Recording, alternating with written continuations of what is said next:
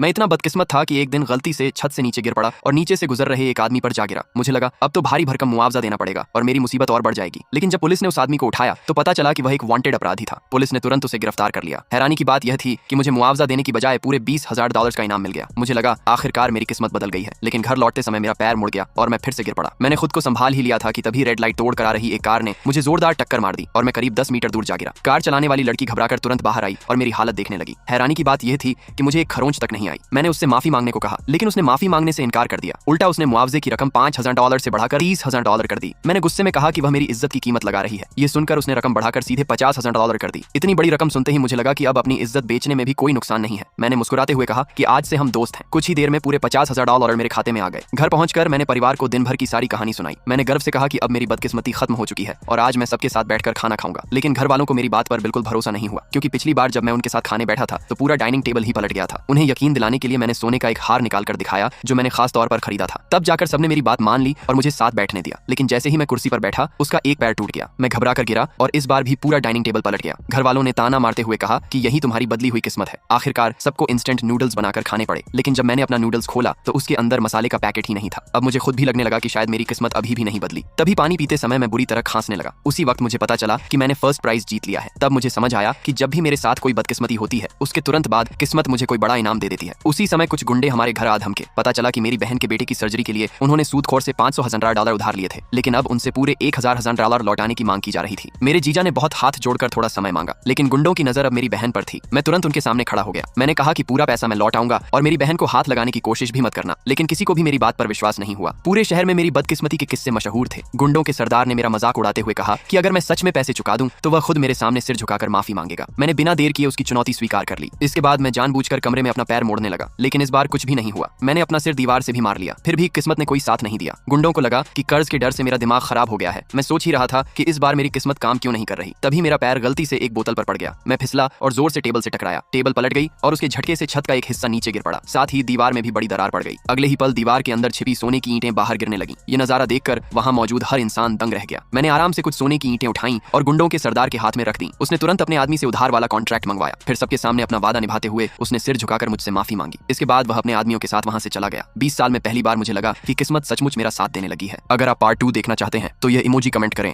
तुम्हें तुम्हारी मां की कसम है। वीडियो को लाइक करो और चैनल को सब्सक्राइब करो। धन्यवाद।